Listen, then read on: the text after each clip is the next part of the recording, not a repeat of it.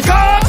It's time to look at the enemy. Look in the mirror if he is no friend to me. It's not working out, maybe it's the chemistry. It's time to break up, throw weapons and compare me. Welcome everyone to the Pommy and Fazz AFL show. I am the Pom. As you can see, Manchester United shirt and flat cap, really trying to fall into a country stereotype. Joined by Big West Ham Fazz, who's representing Charlotte as well at the same time. How you going, mate? This is just my comfy jumper, and obviously representing West Ham. I haven't slept since Thursday. Just celebrating the being European champions, which is fantastic. But no, very very up and about. My beautiful. I just wanted to start off with this. My beautiful, almost 6-year-old daughter, as I put her to bed tonight, and I said, "Oh yeah, Daddy's doing the show tonight," and she said, "Oh, Daddy, don't forget to tell everyone that Carlton haven't lost for 3 days." And if that doesn't sum up the innocence of youth, I don't know what does, because apparently that's what she was saying at school today, that Carlton haven't lost for 3 days, and she keeps counting down. So I just wanted to start off on that warm moment and putting my daughter to bed, but ready for a good show. Hey, and we're guaranteed not to lose next weekend as well. Yes. Oh, it's best weekend ever next weekend. Yeah, you know what? I was actually saying to a mate as chat fiddle in, I am actually hoping we don't lose this week, because I was like, I reckon we'd be shooing every year. They always do that bye versus aside. Yeah. I reckon if we lose that one, we could actually be that meme, couldn't we? Count and lose the bye, and someone does that YouTube thing. We've had Port, we've had Eagles. Yeah, probably be that, couldn't we? Yeah, definitely. Well, they did an Eagles one today, so yeah, we'd definitely be on that list. Well, I mean, obviously, I wanted to do something a bit different this week. Obviously, I've covered Carlton a lot over these 6 losses, and I was thinking, what more can I say about the Blue Boys that I haven't said? So I thought, let's have a bit of a fun with it, right, this week, right? And I want to hear everyone's stupidest. So be honest with me, chat. Your stupidest call. Now, it can be Carlton, it can be Adelaide, whatever team you support. I want to know a time that you've come out with something absolutely stupid, and we'll have a good laugh at it. Yeah, well, I'll go straight up. We briefly spoke about it off camera. I'm fairly certain at some point I did refer to young Troy Menzel, if anyone remembers him, as probably the greatest player or best player we'll ever draft. Off about 3 games, I reckon. It's a big call, yeah, huge call. In my defense, I think we were pretty slim pickings for draft picks, but yeah, he was big call. But I think along those lines, everyone would have made a big call about a draftee at some point. Every player who's debuted, every player who's been recruited, he's a slider, he's a superstar. But yeah, for me, it was Troy Menzel. I remember sitting there thinking he could be it's funny you say this, because I reckon I literally was it yesterday or today? If Dad's watching, he'll remind. I actually said to Dad, "Oh, geez, imagine if Troy Menzel was still playing." We're actually crying out for that hybrid forward. So yeah, he was my big call. We're crying out for a high forward who's injured all the time. Just add another one to the list. Yeah, it's got fucking mental.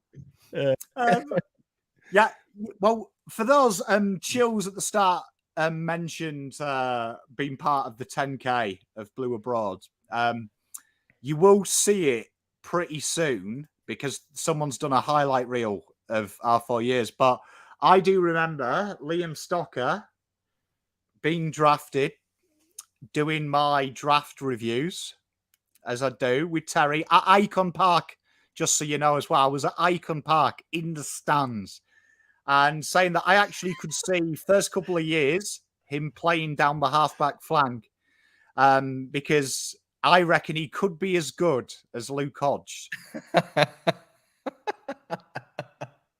I love it. I love it. And I just wanted to say, like, that's not. I mean, it's not the worst. It's not great. It's not a great call. Yeah, it's pretty bad that he's delisted. I just, I just want to. Who? I'm just scrolling out.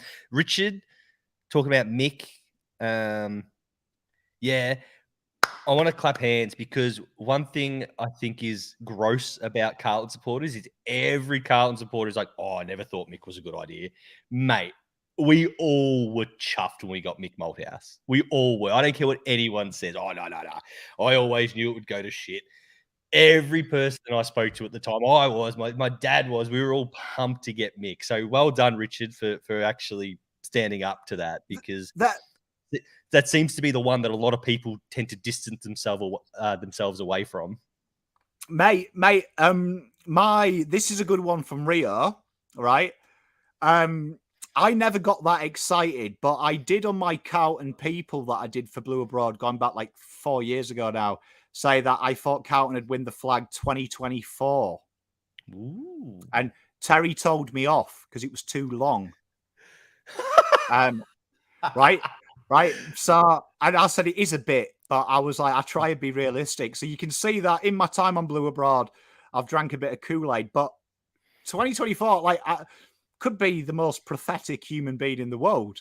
To be honest, I mean, if it comes true, I'm retiring. That's huge. That's huge. Will Setterfield, Setterfeedes, love that. The other one, like I remember saying when we got Jack Martin, saying, "Oh, this is one of the greatest steals of all time." When we got him for nothing. Yeah. At the beginning of the year, I posted in a group, drop J-Sauce on Martin, put McGovern forward and bring March back in. You see, Jay, right? You know this, because this leads me perfectly onto your thing, right? Onto my next question, right? But, so everyone in chat, what is the one thing about your club? So I'll do it generic for, I know there's some Collingwood fans in here and stuff like that. One stereotype from the fans that fucking annoys you that you see in the forums. So it could be like the blind defense of a player or like a common misdemeanor about a player. But Jay, you know what? You've got one there. J-Sauce, right? I love Jack Silvani, right? So I love him. But like, honestly, sometimes, right, Jack Silvani can have the worst game you've ever seen. Like a game that is literally by the eyes and statistically, it is actually Chernobyl. It's that bad, right? But Jack gets away with it. It's like, I was watching it the other day and you remember that kick he did? That kick where he completely ballsed it up. I saw someone in the comments going, nah, Jack's football IQ is better than anyone else. Cherry should have led into the pocket. So I watched the play again and I'm like, Cherry would have had to double back 65 meters. Like, I was like, that is one thing about being a Carlton fan that annoys me, that Jack Silvani is one of them people. Also, Stephen Silvani, you ever criticize any of them things, you get slated. I don't know why. Kills me. Yeah. Kills me. I've got plenty of these. Go on. But I will tell a quick one about Jack Silvani. I think I said this a few weeks ago. Jack Silvani's gone like a 180 because I remember when he first got drafted, I was defending saying, because everyone would say, oh, if his name was Jack Smith, he never would have got drafted. I said, no, he's actually not bad. Now I'm finding myself saying, if his name was Jack Smith, he wouldn't be on the list. So he's actually gone that 180 in 8 years or whatever it is. Now, so for me, the big one is every player that we ever draft is a superstar or he's going to be a star. He's going to be a gun. Where evidently even our high draft picks are no good. So I just love picking the 40. Oh, he's a slider. He's a slider. So that's something. But I think most fan bases are like that. Look, I think, yeah, the trade Crips. That's a. You know what I love, right? Is some people bring up that when he won the Brownlow, I had a lot of comments from people going, Pom's never rated Crips, and like our Pom's jumped back on the Cripps bandwagon because of a quote I said in 2019 where I said, I think Cripps is the best in the league at extracting the ball, but that's about it. And I remember saying, if you put players around him who were good, really, really good, you'd actually forget about Cripps, which I actually think is a compliment, to be honest. I would say that's a compliment. I never meant it nasty. I just meant he's the best in the world at extracting the ball. And if he had superstars around him, you'd probably not talk about Cripps in the esteem he gets because he was the best player at the time. Fucking honestly, though, that is another thing that annoys me about my fan base is like 2 years ago, Harry's the best player in the league. People used to slate me for saying Charlie Curnow's a better forward. Now people want to trade Harry. Yeah, I'm like, fucking 2 years ago, I was mocked for saying when Curnow comes back, he'll take the. I remember it. It was September the 14th, Monday show with Terry. I said, I hope Harry keeps the Coleman warm. It's Charlie's next year. I was mocked, right? And now everyone wants to trade him. Oh, wow, God. Mate.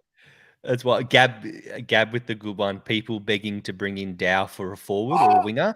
Now, and it's I know I'll go just by. It's not just Dow. It's not just Dow here. People just saying, drop Motlop, drop him, and then without any shadow of any type of idea of who to replace them. So that's a big one that frustrates the club. And I think the wing annoys me that everyone thinks that anyone can play wing. Like if you're a wing, like I remember Ollie Hollands picked 10 for a winger. Just anyone who can run can play on the wing. I think you'll find it's quite a specialized position. Look. Let's start shit canning other clubs now. Right, we've sunk the boots in some of the stereotypical things from other clubs. The one like Geelong, like they say, Chris Scott isn't a great coach because he's only won 2 premierships and stuff like that. That's a real thing that comes out of their club from their own fans before he won this flag. Like they wanted him sacked year after year after year. Just like there's lots of clubs have their stereotypical biases. I know Richmond have one like that they're always so hard done by. You ever speak to a Richmond fan? They're so hard done by. Like their life is so terrible. That's all you ever hear when you play Richmond. Fucking umpires hate Richmond. Every game. Yeah. The other one, Hawthorn supporters keep trying to tell me that they're the most successful club because they've won a premiership every decade since the 60s or whatever. Like, fuck, mate. Like, no, like the Hawthorn's biggest one is they try and act like Big Brother when they're nothing. So yeah, a lot of clubs have their. I've got a great one, and I'm going to name him because he occasionally pops up in chat. But there's a guy called Bombers 202 who the St Kilda loss. He put a comment on my channel. Going, that's the problem with you fucking baggers. You live in the past. No one cares about your fucking flags, right? And I had so much pleasure this week of replying to that comment after fucking 2 months. Going, looks like you're putting your trophies out in the centre circle. Look, and I think I actually saw a post, an Essendon supporter post as well about how hard done by they've been because they're like, oh, Carlton took it up. We've been shit cans for ages. I'm like, bro, you played finals 2 years ago. Like it's no one's fault that you lost a fight. Like it's these teams who act so hard done by, like Collingwood supporters, like standing there on the top of the mountain thinking, look, we proved everyone wrong. Are you serious, fuckers? You were 5 points off winning a flag 5 years ago. You missed finals 1 season, and you act like you've just completed a rebuild in 5 seconds. Like it's wild, mate. It's wild. Here's a great one for you. We've shit canned other clubs. Who is your guilty, your favorite shit player? We'll call it your favorite non-star. So someone that you really love, can be former, past, present, but someone you've absolutely fallen in love with, but he might have not been that good. Easy, mate. This I could not answer this quicker. Lockie Plowman. Lockie Plowman will remain forever my favourite footballer of the Carlton Football Club. Non-star. Yep. The abuse that he cops is nonsensical. The shit Mitch McGovern's getting away with at the moment, mate. Lockie Plowman was never that bad as what Mitch McGovern's been the last 4 weeks. So yeah, easy, hands down. I'm sure Peter V will join me in this. I can never forgive Plowman for having them goals kicked on him by John DeGoey and laughing in front of me. I actually quit Blue Abroad for 6 months because of that. That's fair enough. I don't think honestly, Plowman is at the stage now that he could probably cure cancer, and I'd think twice about forgiving him. That's fair. That's how bad it is. Like, it really affected me. Like, it affected me so much. I've got to say this. I've actually spoken to Plowman since, and he's a really nice guy. Yeah, he's like one of the nicest human beings I have ever spoken to. And honestly, in another life, we're probably best mates, right? Yeah. But he's a king. So mate. Hard to talk to him, knowing that. Like, do you know what I mean? Like, I was still for no reason angry as he talked to me. I was like, I fucking hate him. No, I've got lovely stories about Lockie Plowman that I'll never forget what he's done. What he did for me in one day. Yeah, he's amazing. But non-Carlton, obviously, I think I speak for all Carlton supporters when I say that Dom Sheed has to be our all-time favourite non-star. Well, I want to get his face tattooed on my ass. What a legend, Dom Sheed. You know, Fred's got a great one here. Alex Fasolo, right? I remember, right? What a call. Mate, Alex Fasolo, I've got a great story, right, about Alex Fasolo. This is a true story. I was in the Cricketers having a beer, and Fasolo was there with his mates, and he just signed for Carlton. And he literally was like chatting to us, just being really nice guy. And he's looking forward to fucking starting and, you know, proving the pie's wrong. So he was saying the right things. But then he was like, oh, just remember the name. My name's Alex, but they call me the Prince of Perth. And as he walked off, his mate came back and he goes, no one calls him that. And it always stuck in my head. Always stuck in my head that his mate completely fucking burnt him. I was like, love it. Yeah. I was just saying with Fasolo, sorry, he's another one who I reckon there would have been a few supporters, me included, who were a little bit, geez, I reckon he'll be all right for us. I reckon he'll be all right. He's got a bit of that. And I was a bit annoyed because he came and everyone called him Fazz. And I'm like, mate, who do you think you are? But anyway. I did say that as well. One, I'll hold my hand up. Hey, mate, look, I've got a lot right, but I've also got a lot wrong. Right? When they'll even out to about average. I remember saying that.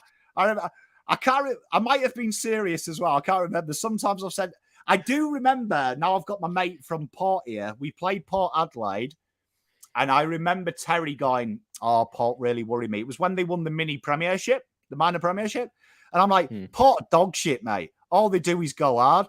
And I was like, they've got Peter Ladhams in the ruck. Absolute bobbins, right? And he fucking turned into Brodie Grundy that week. Absolutely destroyed us. I remember that game. Absolutely destroyed us. Like absolutely. Jed Lamb is a good call. Great call. Mine is, and it created a friendship for life. Josh DeLuca, right? So I got really good mates with his brother. We're really good mates, Matt. So shout out to Matty. But yeah, Josh DeLuca will always be my favourite. Always be my favourite. And opposition player, underrated, who is probably shit. You know what? I've always liked Dylan Moore. And people are starting to like Dylan Moore now because he's playing well. But yeah, Dylan Moore. I liked Dylan Moore before he was Dylan Moore. And that was because when I was at a Hawthorn event, Dylan Moore was like a giddy little school kid. he was like I was chatting to him. And he's like, dream when I was 6 to play for Hawthorn, and like he didn't give a shit if they won or lost. You could see he was just like, I'm playing for Hawthorn, and that always endeared him to me. It's funny you say about Dylan Moore, because I've got a couple of sources that people I know from inside Hawthorn and that, and I do believe that he was one of the candidates for the captain when McAvoy gave it up, just because of they love him down there. Like they love him, just the players. So that's a really good call. The Jed Lamb one, I reckon that's a great call. Gavin mentions the game in 2017. There was the first game we beat Hawthorn for like 14 times. It was like 10 years or whatever it was. And I will never forget that game, because it was 2 days after my first daughter was born. The one I just mentioned at the start of the show, 2 days after she was born, was still in the hospital. I watched it on a screen, probably about as big as that little box there, watching Jed Lamb bully Sicily, and yeah, probably the happiest day of my life. And it was 2 days after my first daughter was born. So yeah, love Jed Lamb. Jed Lamb, do you remember? You know what? Actually, that brings me to another stereotype that annoys me, just thinking of it. You know, controversial call. People who always go hard players. Yeah. They want hard players. You know that is the thing that annoys the shit out of me. Want more hard players? And it's like, what do you mean by hard? Do you mean hard at the ball, or like actually stand in the centre circle and have a big fucking tear up? Like, but Jed Lamb, always remember, do you remember when he wound James Sicily up? We don't really have any players that wind people up, do we? No, that was brilliant. And you talk about the people wanting hard players. I remember getting an argument with someone said, we need more Fraser Brown types. I'm like, what do you mean? I don't know what you're talking about. But yeah, mate, there are some great names. Nick Dygan, what a name. 2013, that final. That's folklore. That is folklore. Mate, Alex, he had a game and a half, didn't he? Alex Silvani, that game where he towed up Buddy Franklin. You know, Jed McKenzie is a great call power from Port, because I had him in my top 10 players, underrated players on Inner Sanctum. And I had a couple of comments going, who the fuck's he? And I'm like, why don't you just Google it? Like, you've taken the time. You know, Jared Pickett, that is a great call, beautiful. Right? When we're talking about players that we overrated, how many times do you remember? I never forget. Right, we're picking on me for some of my bad calls, but I can't remember the name of the guy, but there was a guy when we did our pre-season with Jared Pickett, and it was announced he was 20 kgs overweight. Do you remember that? Yeah. I remember someone commenting in the live chat, if he loses that weight, though, he could be the best small forward in the league. I'm like, he has to lose half a fucking person. You want that? Like, I was alarmed he'd put 20 kgs on in 3 months. Like, fuck me. Oh, mate. That's so good. What's happened to Jared Pickett? Oh, I don't know, mate. I don't know. But I like the idea of thinking about, opposition players that maybe not the stars, but we enjoyed watching. And obviously, a lot of them are ones where you hated when they were playing against you, but you didn't mind watching them against other clubs. And one that always sticks in my head, and I don't know why. So if anyone in chat can tell me why this player sticks in my head, I've got no idea. But Kyle Reimers, when he played for Essendon, he just, for whatever reason, it just sticks in my head. I don't know if it's because of the boots or whatever, but I just enjoyed watching him play. So if anyone can think why I thought Kyle Reimers, please hit me. My wife, and one of my introductions to football was Spider Everett. Yeah, good call. Idolizes Spider, and it's such an obscure player. Like, it's like, even when I talk to St Kilda fans now, and like, who's your favorite player of all time? Not one of them will throw Spider in, but my wife adores him. Like, even above Mick Rewalt. Like, you ask a St Kilda, who's your favorite player of the last 20 years? They'll all say Mick. My wife straight away, Spider. That's so good. You're like, really? Like, really? You know, I want this one because this is always good bants, right? Oh, shit. Die on the hill opinion. So I'll start you off, right? We'll do a couple each, but you die on the hill. It's got to be a controversial opinion as well. Don't do something stupid. But I will say this. The best footballer we have seen in the AFL of the last 30 years, without a shadow of a doubt, You're going to steal mine. Is Sam Mitchell. I know you're not going to steal mine. Flemington straight. Sam Mitchell is the greatest footballer we have seen in modern day football. I will die on that hill. The guy could do everything. That's good. I disagree with you. I thought you were going to steal mine. Who's he stealing? Same club. But I won't go with that now. I was going to say Buddy Franklin's the greatest player of all time.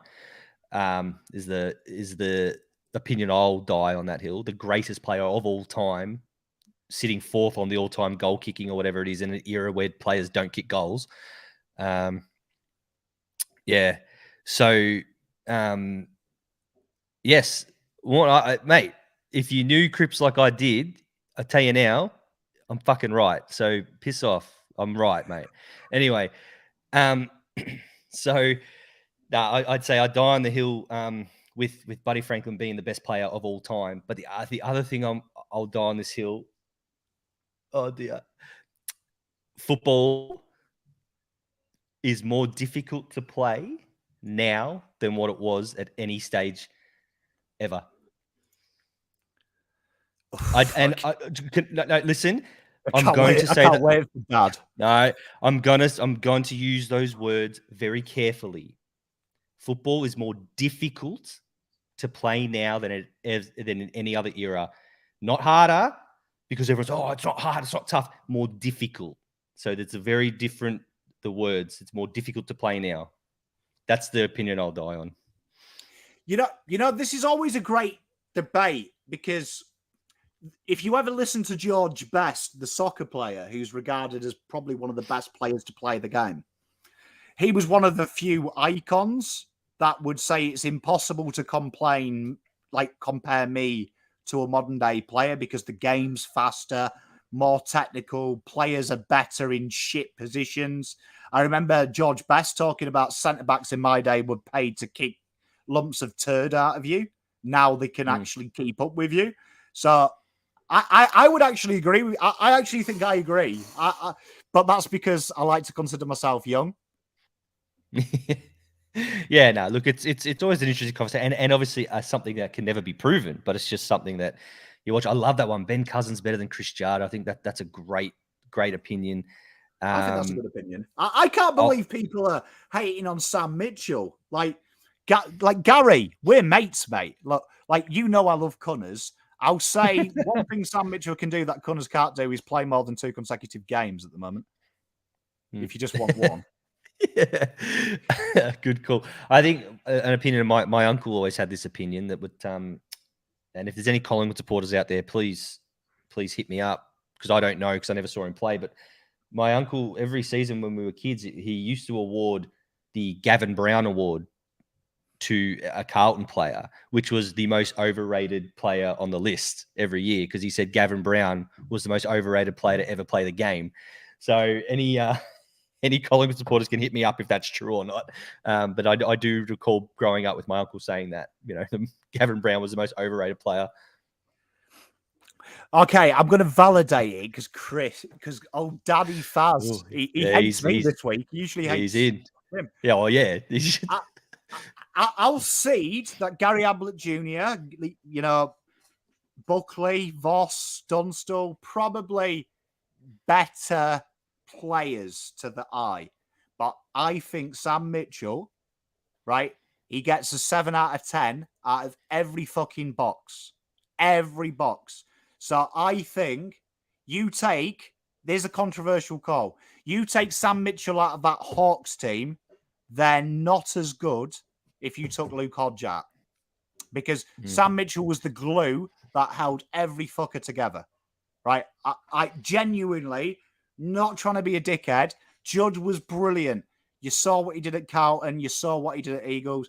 all probably better skill level players, but I think influence, he was just a metronome in that midfield. Like, he just ticked the ball over, hit targets. That's why he's a good coach, because he's, do you know what I mean? He's just a 7 out of 10.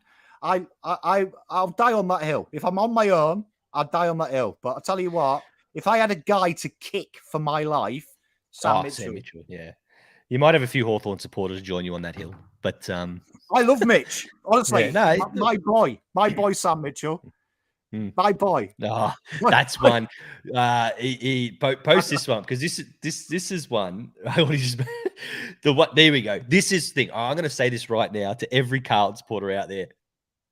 Just because you're slow and can handball, you don't need to be compared to Greg Williams. All right. Every time, man. Every time. It's like, he's not a Greg Williams. A bit of Greg Williams about it, mate. Poor man's. I do like that call, because I have heard that a lot. I know my father-in-law, who's a Hawthorn supporter, and obviously my dad, they see each other a bit, and they do. I reckon one day they might come to blows about Mitchell versus Greg Williams, because that does come up a lot. Honestly, I'm a big fan. Richard, I'd love to marry Sam Mitchell, but I believe he's married, and so am I. So that might be some logistics we have to negate between us. Gary Ablett Jr. is better than Gary Ablett Sr. This will be an interesting one, because that is hot. Because my proudest possession is a Gary Ablett Jr. signed Game 1 Gold Coast shirt. Because Gary Ablett was one of my favourites. When I first came over here, you could just tell he was good. So I enjoyed watching him, Judd, and them type of players. I would probably say yes, because I never saw Senior play in the flesh. I always think it's hard when you're young like us to judge a player on highlights, because as a guy who does the draft, I fucking hate it when Carlton release highlights, right? When they release highlights, because I could make, any twat look good with highlights. But I'd imagine those who saw Gary Ablett Sr. would disagree. I think that the interesting conversation, I love these conversations. And honestly, this is real good, like drip tray at the bar conversations. And it's like, there's lots of categories. Who's the better player? If you're playing one game for your life, who would you want? So you look at like Dustin Martin, for example. No one's mentioned Dustin Martin as being like all whatever, but if I'm playing a grand final tomorrow, he's the first player I'm picking, because he won grand finals off his own boot. So it's interesting. It's interesting. I want to get into an argument with your dad, because he reminds me of my pop. That's the kind of shit my pop would say in a debate. If we had it, he'd be like, you can only really comment if you did. You saw both. You saw them both. And he was like, I wouldn't argue about it. But then he'd give you his opinion as if you argue it, you're an idiot. And you're like, are we debating? Or? Yeah, it's a good point. It's a good point. If you haven't seen it, that's why I like, the whole Wayne Carey conversations. And I never really saw Wayne Carey at his best. My memories of Wayne Carey were more at Adelaide and sleeping with his best mate's wife. So I don't remember him at his best. But it's interesting. Like, yeah, maybe I can have the debate with my kids when they get older. You know what? I will say this. Gary will like this. James Hird, even though he plays for the Scum, phenomenal player. Controversial, die on your hill, right? Actually, James Hird, I'd love people's opinion on this, because I have this debate. James Hird, I reckon, right, had little to no involvement in that drug saga, and he copped the rap because he loves the club. And I reckon the Essendon is an old school football club. They let him take the rap because they knew he loved it. But I reckon he had the least involvement. We got the maximum punishment. I reckon that goes well above him. But because he loves the club, he took it on the chin more than most. It's a good call. That's a good call. I've got an Essendon one, and I've said this a lot of times. I will die on this hill. That Essendon team of 99, 2000, 2001 were better than any of the three-peat teams we've seen this modern era. They're better than Hawthorn. I'll give Brisbane. They're better than Richmond, even though they didn't do a three-peat. They're better than Geelong, their premierships. That Essendon team of 99, 2000, 2001, still to this day, top 2 or 3 teams I've ever seen. They just came up against a red hot Carlton who played their grand final in the prelim. And then obviously Brisbane, they should have gone 99, 2000, 2001. They should have done 3 in a row. I will die on that hill. That Essendon team of 2000, incredible. Mate, a lot of people say it. Peter V, he's sticking up for the 95 baggers. I like this one from Rio. Yes. You'll love this. You know which stat fucks me off the most? And this is a new thing that I see in the Carlton forums. And I kind of blame myself because I think I was like the first guy in socials to really go mental with stats because it's something that's passionate. And I like the fact people now look at stats, but kicking efficiency stat is the most flawed stat in the world because the AFL's definition is you've only got to kick it over 40 meters to a target and you get that counted, right? So a great example, right, is in round 1, I think it was Alex Pearce went at 100% and 6 of his 7 kicks were clearance kicks out of defensive 50, just long bombs for his life. But he actually got 100%, even though every kick ended up a turnover, because that's how they define it. And it fucking annoys me when I see went at fucking 90%. How is he shit? And I'm like, yeah, go back and watch the kicks there. So I agree with you. The disposal stats do my head in there. You know, when people will say he had 42 touches in VFL. Mate. The disposal stats do my head in when it's not positional. So it happened 2 weeks in a row. One, when everyone kept telling me how good Brodie Kemp played against Melbourne. Brodie Kemp was awesome. Look at his stats. Mate, he was playing on the best player on the ground. Bailey Fritsch was absolutely dominant, right? And it happened again this week. Me and my mate Mitch got in a heated conversation about who had the better game, Ridley or Charlie Curnow. And he's like, Ridley didn't. Mate, Charlie Curnow had 17 touches and 6 shots on goal. You can't tell me Ridley beat him. Charlie Curnow buried him all game, but it just didn't kick straight. So stats are the most bullshit thing when it comes to positional things. Like, oh, mate, a defender, he's not getting enough kicks in the back line. I could care less if he got 2 kicks in the back line. What's his opposition person doing? Do you know what I mean? Like, mate, or small forwards, they don't get enough of the ball, mate. I don't care if my small forward gets it 4 times. If they kick 4 goals, you're happy. Mate, but yeah, this is my thing with stats. Like meters gained, how for you? I love that because I'm a big fan of meters gained, right? If, right, the turnovers are low and the score involvements or score launches are like everything is synergy, right? So that's why it annoys me when people will say meters gained, oh, he's got 700, but then you look and it's like he's turned the ball over 9 times and you're like, okay, well, he's got a lot of meters, but they've come at an expense. Like everything is synergy. It's like, you know, the meters gained, you're looking at the inside 50 scores created.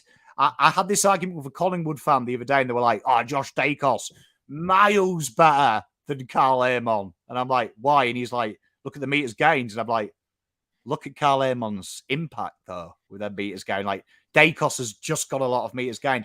So I agree with you. It winds me up when someone, because I can find one stat about any player that I could argue makes them the greatest player of all time. Right? And I think meters gained, especially with a team like Carlton, where opposition players walk it out of our backline. Meters gained is a thing we don't want to be high in at the moment because we just give the ball straight back to them. So, yeah.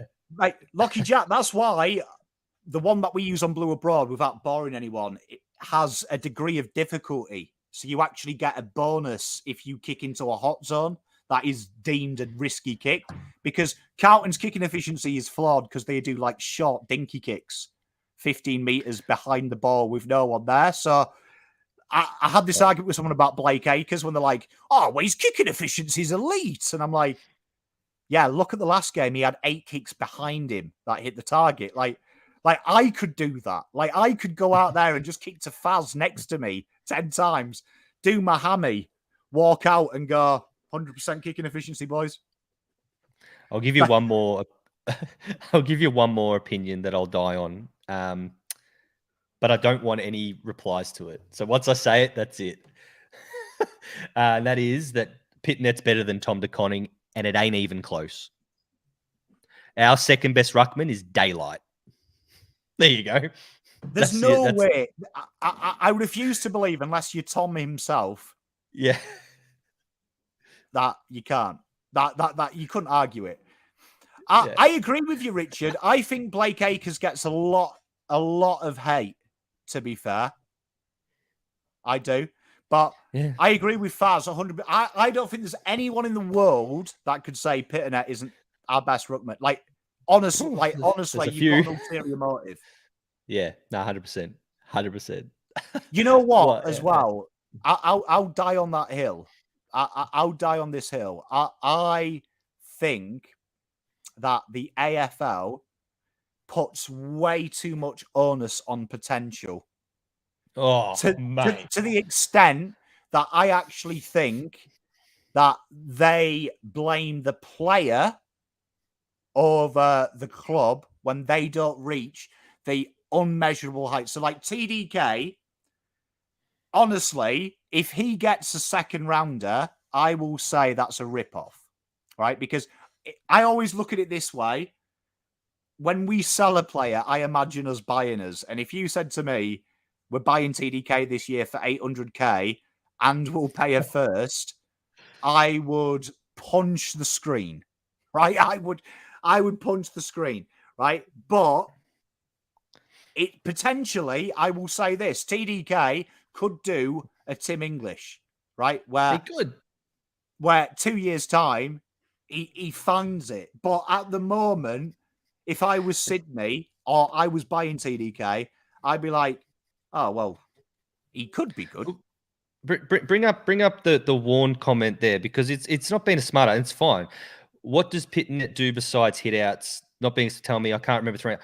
Okay, what does Tom De Koning do at all, is my point. So Pitnet at least has, you can argue, but he has one attribute better than Tom De Koning, which is hit outs. Tom De Koning has no good attributes. He doesn't, everything that people say Pitnet doesn't do, Tom De Koning doesn't do either. So it's at least I'm not saying Pitnet is, people mix my words. I'm not saying Pitnet is a great ruckman, but at the moment, he's a far superior ruckman than Tom De Koning, because at least he has the hit outs. He has the hit outs. Tom De Koning has nothing. At the end of the day, if you put Pitternet in a midfield that was working well, I think they'd thank you quite a bit for it. Do you know what I mean? I think. Do you know what I mean? Last year. Honestly, I do. I agree here. Jesse nailed it. For me, the one die on the hill, right? I will stop watching football. Here it is. If they play TDK centre half back, what is honestly now? This isn't just Carlton. This isn't just Carlton. Because I have this argument when I'm doing my draft reports, and some guy who's at West Coast finds out the cousin of a centre half back in 1980 is now in the draft. He's 5 foot, plays pocket. Could he play centre half back? This obsession with, because a family member does it, means where does that come from? I have never heard it ever in my life. But Tom De Koning, Sam's good down the back. Sam can catch the fucking ball. The other he one, reads the ball. He reads the ball. I remember doing the draft report, and Henry Walsh came through, and people had heard it was Sam Walsh, right? And they were asking me, "Oh, imagine a 2-meter Sam Walsh," and I'm like, "Sam Walsh can play football. This Henry kid, Jesus, if he gets drafted, I'll eat my hat." And we put him on our VFL list, didn't we? No, we put him on the VFL. Yeah, that's what I mean. Put him on the VFL list, and but I'd say in the people who talk about I've said Ed Curto play football, but I say this about the Tom De Koning, with him going back. You say, what are the key attributes for a centre half back or a backman? Your ability to read the ball, your ability to mark it, and your ability to use the ball well. Tom De Koning can't read the ball at all. He gets stuck under it. He can't mark it very well. And the ball use is terrible. I don't know what people's obsession is with putting him at 200 centimeters. Yes, yeah. When Ben Mackay played full forward, I think it lasted a quarter and a half. I don't get it. Like, Yeah, that's wild. It's honestly, wild. I don't know if people do it to wind me up, but then I see it at other clubs. It happens everywhere, mate. I see it at other clubs, right? I see it at other clubs.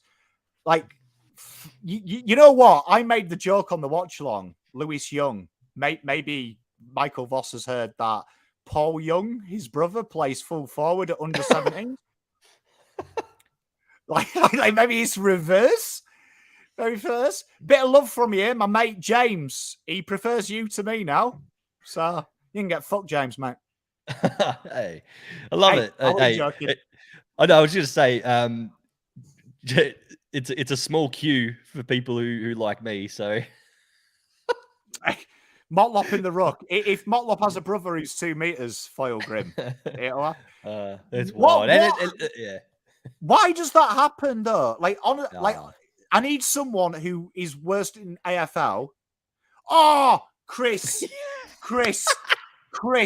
He did it in the VFL, right? He did it in the VFL, right? And I watched that game, and I was as nice as I could be. But you go back and watch that first half. Jesus was down the back. It was a disaster.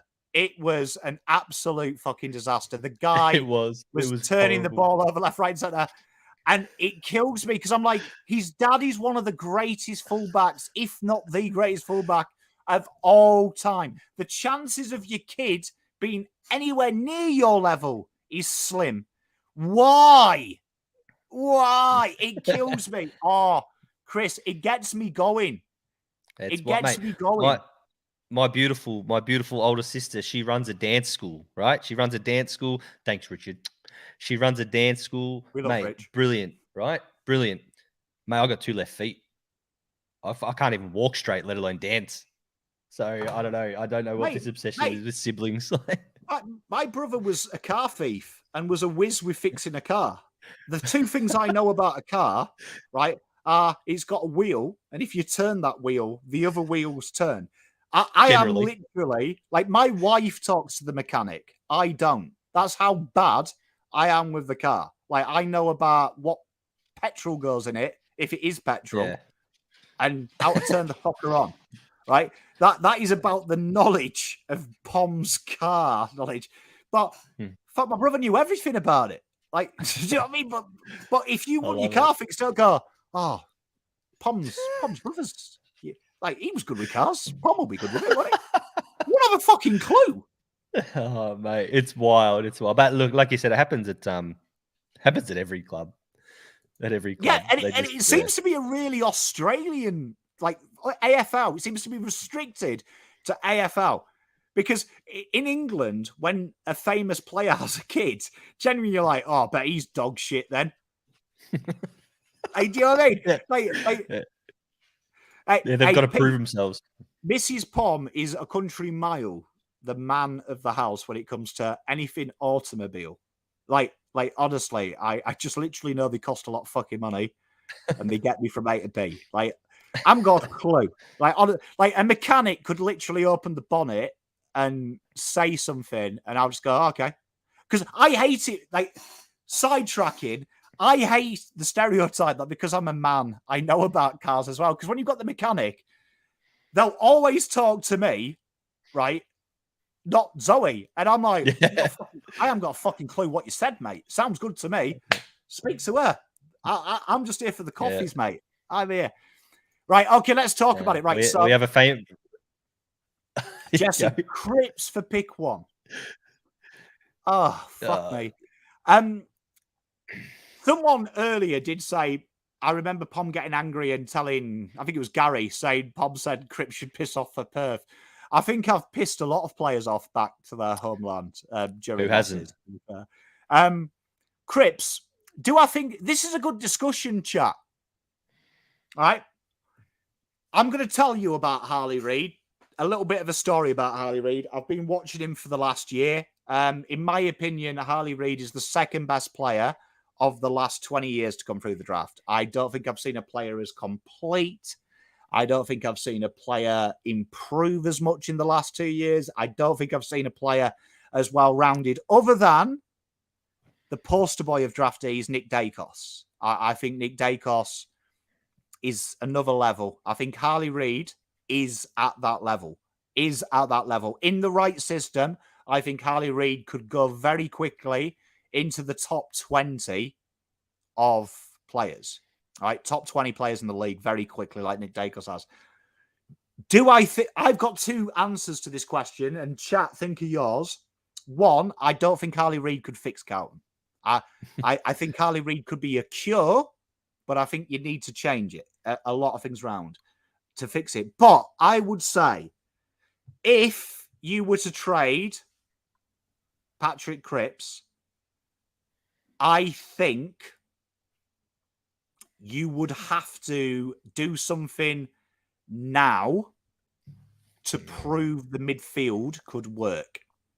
Because I think it's a huge risk, because who would get the ball out is my question. And they are really hard to find. That's the problem. Cripps, whether you like him or not, are hard to find an extractor of that caliber, and you don't draft them. All right.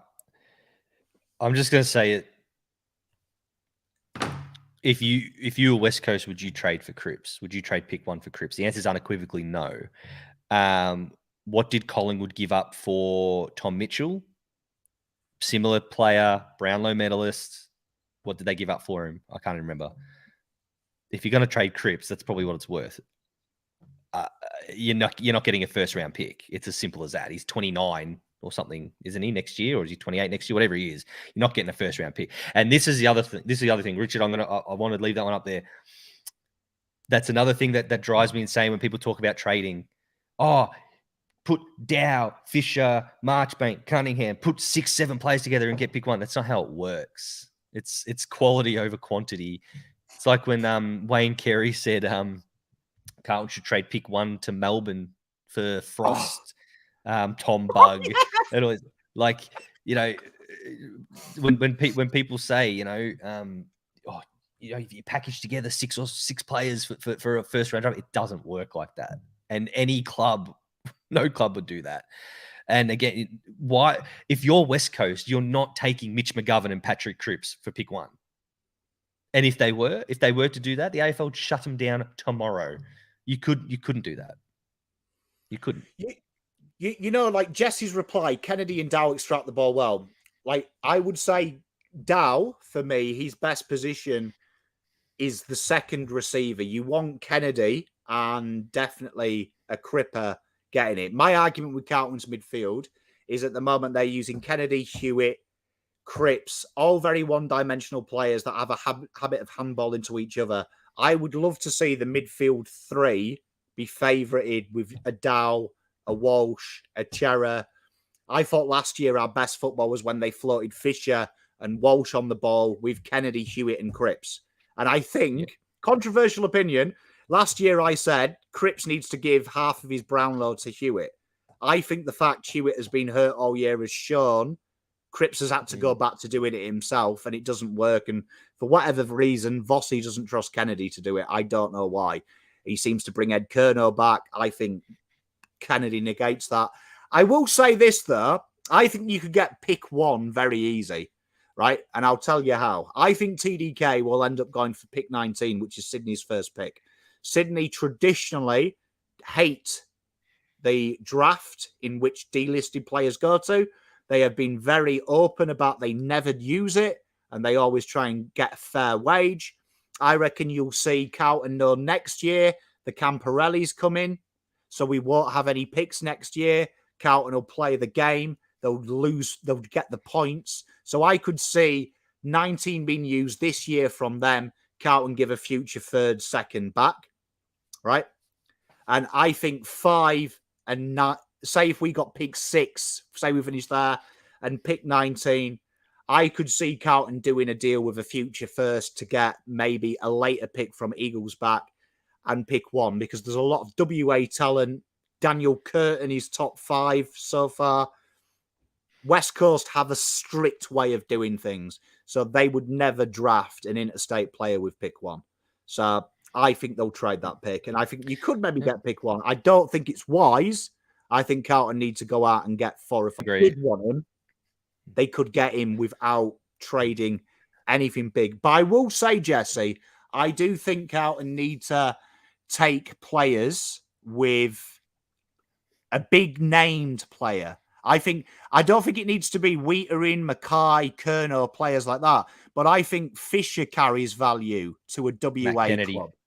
Matt Kennedy, I think does carry a bit of value to clubs. I actually think what Voss is showing you is he doesn't quite trust the midfield. But I will say this about Dow. I have never seen a player like Dow, and I will go on record. Last year, I said he was done, and I thought it was ridiculous. We didn't get rid of him. This year, I know from players, Voss is adamant on defensive strength in midfield. That's what he prioritizes over everything else. And it's why you don't see players like Fisher on the ball anymore. Defensive two-way running is important. I watch Dow, and I have never seen a player in my life work as hard on his game. In fact, I would have said it is impossible to get as good as he has done from where he was, because I never saw him do this at juniors. He did a chase down tackle 2 weeks ago, and I've never seen Dow do it. He chased the guy from 50 out, 50 meters to run him down. So he has really worked, and that gives me 2 reasons of hope. One, I reckon Voss is going to get to a stage a bit like Dimmer and Dusty, where he can't ignore him anymore, right? And gives him the faith. But I also think maybe I don't actually think it's the end of Dow. I think Dow might prove Voss wrong in the next couple of weeks, because I think Voss has got to play him this week, has to play him this week. And I've got a feeling he might prove him wrong.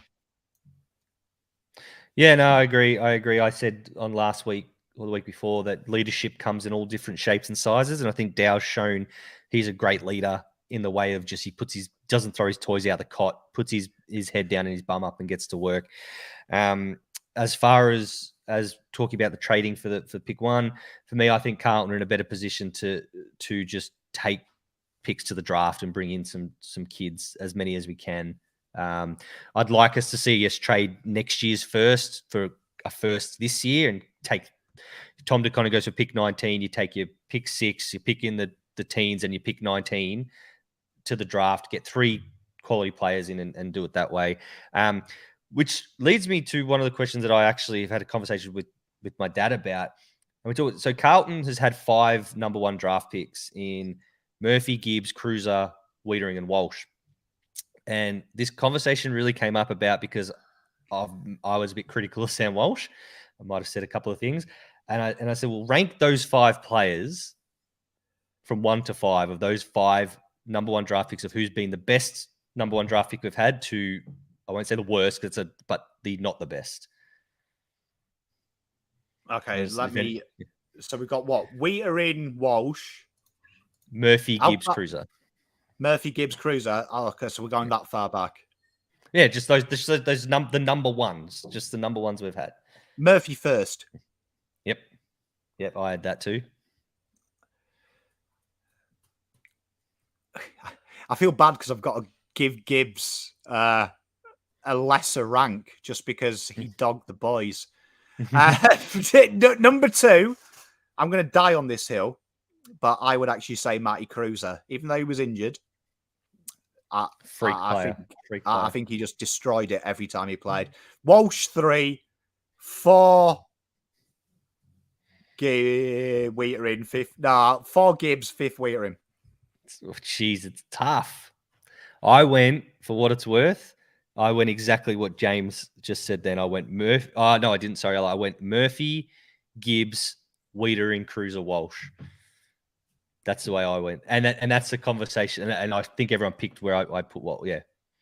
And then, and Manny, and that's a great point. Walsh is still young. He's got a whole career, but I'm talking about, like, I think we do forget how good Mark Murphy and even Gibbs were.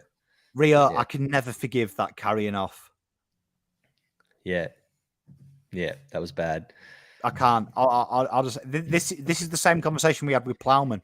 There's some things you can do that I'll never forgive you for, and being chaired off. Like actually. Let's end this. Your worst Carlton moment. Your worst Carlton moment that's made you fucking angry. And I am going to tell you it. It is Bryce Gibbs, right, lining up for a shot a goal, and it panning to the Carlton fans, and they were cheering when he kicked a goal. That is honestly the single lowest I felt, because we had fans happy for him.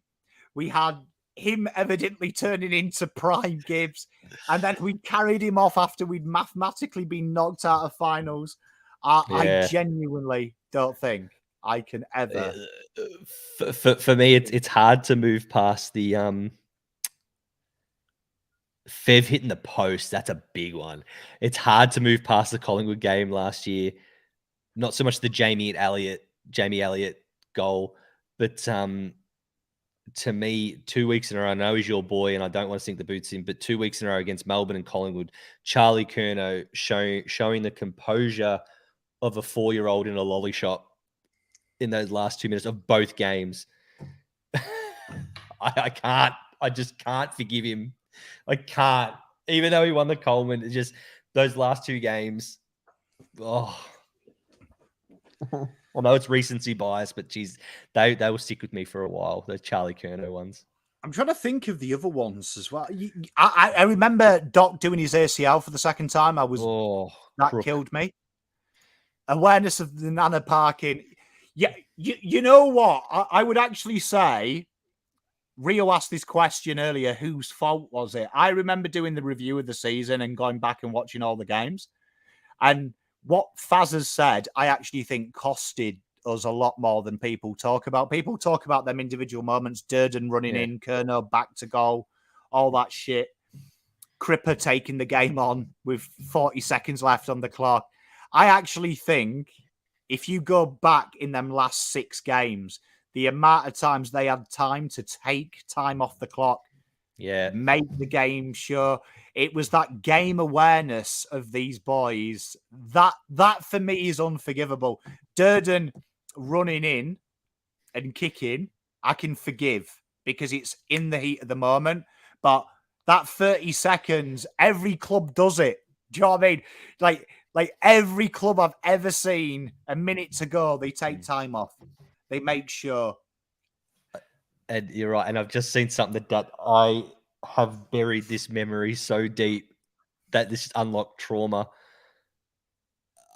When Hawthorn stopped Frivola kicking his 100th, I would have been 17 or 18 at the time. And I did. I bawled my eyes out, swearing my head off.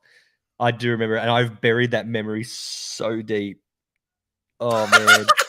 Oh, Fazz, is this why you were so against? Is this why you were so against Clarkson coming in? Yes, 100%. 100%. Anything to do with Hawthorn, I can't stand. I hadn't even met my now wife then, and she's Richmond, but her family Hawthorn. I've hated Hawthorn since that moment. And the Robbie Gray one, mate, he dobbed it from the pocket. Yeah. But nah, that You know what, Zainab, you make a great point. Port from Power will love this. I have a few Power mates, and they were like all crying when Robbie Gray retired. And because Robbie Gray, every time he played us, he just took the piss. I was fucking so happy. I was running around the house going, yes, never have to see him again. Yes. He loved playing Carlton. Although I reckon a lot of clubs would say that Robbie Gray tore him a new one because he was a great player. But yeah, no, man. I got the shakes thinking about that. Hey, look, fucking Fazz has lost. Mate, Robbie Gray was good though. Fev, you know what? Part of me kind of admires Clarko had so little respect that he did it, right? Because it shows the winner in him. It also shows the dickhead in him as well. But that would have been a huge moment, wouldn't it? 2 people, 100 goals in a year. Like, it's kind of sad that we never got that. game. Yeah, do you know what I mean? It's kind of sad because that'll never happen again. No, and I tried to look at it the positive way, and I try to say, well, so many people have kicked 100 goals before, but only one person's ever kicked 99. I don't know. Yeah, but no, that was Gary. That was the worst thing. That press conference, do you remember the press conference? That press conference, I would say, just quietly, is the lowest moment of this football club, because that was torturous. Yeah. We avoided Velociraptor. We got Jamie Elliott out of the way quick, and then we moved on. That Jamie Elliott. Oh, fuck. Yeah. If you ever want to laugh, right, one makes a good point. If you just go back through them games, the last two games, you can kind of laugh at it now.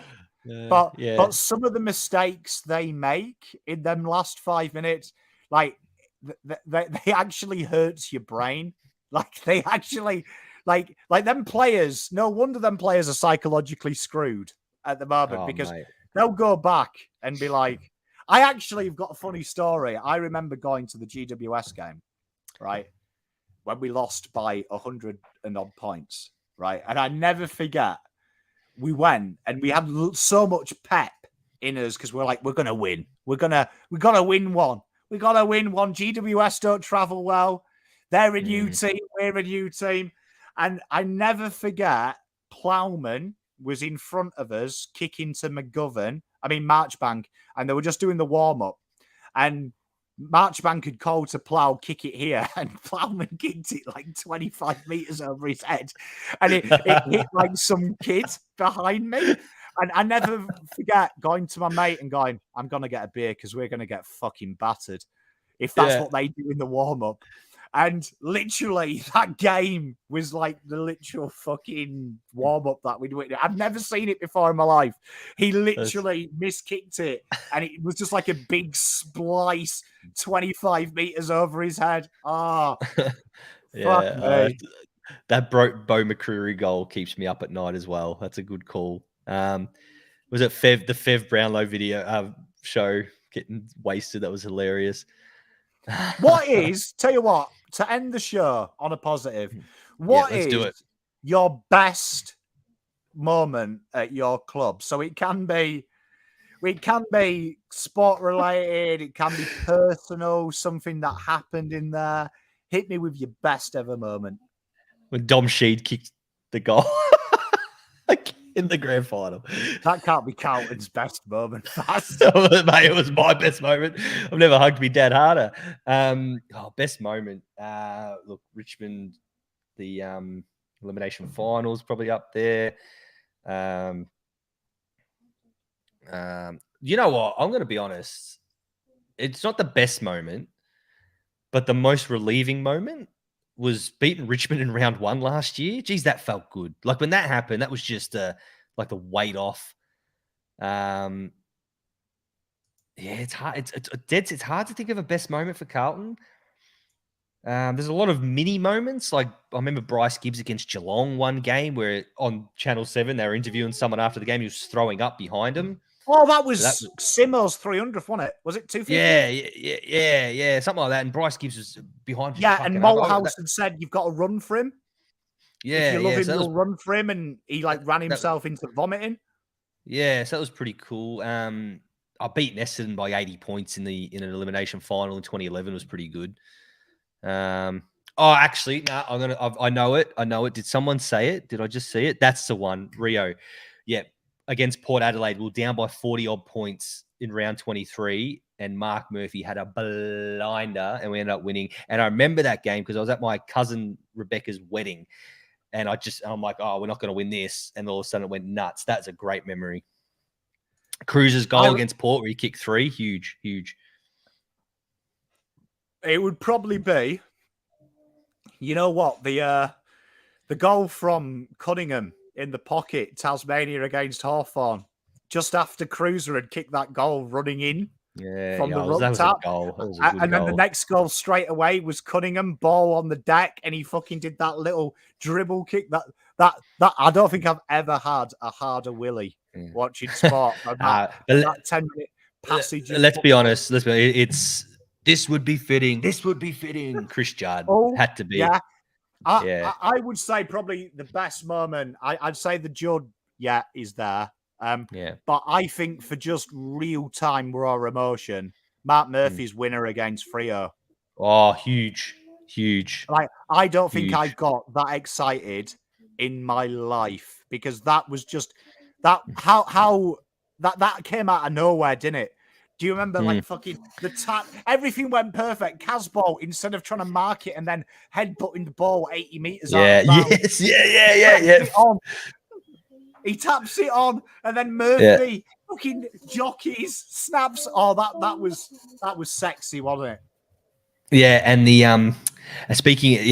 so Mark Murphy's winner, Fev's winner in Adelaide early on in his career, 55 on the boundary, just never looked like missing. That was huge.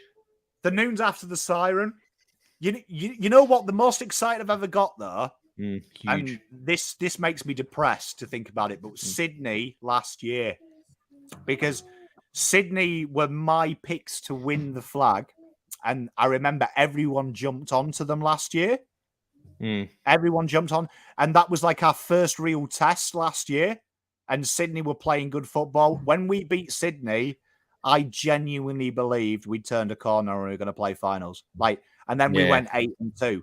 But that win, I think killed all my fucking doubt that I had about, is this just a flash in the pan? I don't think I've ever been that. I don't think I've believed in Carlton as much as I did when we beat Sydney. That's a good call.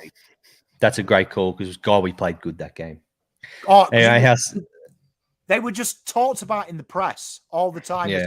Sydney are the team. Sydney are the team. And we absolutely dicked them. And I was like, we're fucking here. I believed. That was huge. It was huge. Oh, good. What a positive way to end. Well, chat, I love you. I've enjoyed this. We've had some good laughs. That was good fun. That was real good fun. Just remember, Stocker will be the next Luke Hodge, but he'll do it for St. Kilda. He'll do it for St. Kilda. Who's Troy Menzel playing for at the moment? I don't know. I don't know. But cheers, chat. Much love to you all. And we'll see you next week. See you guys.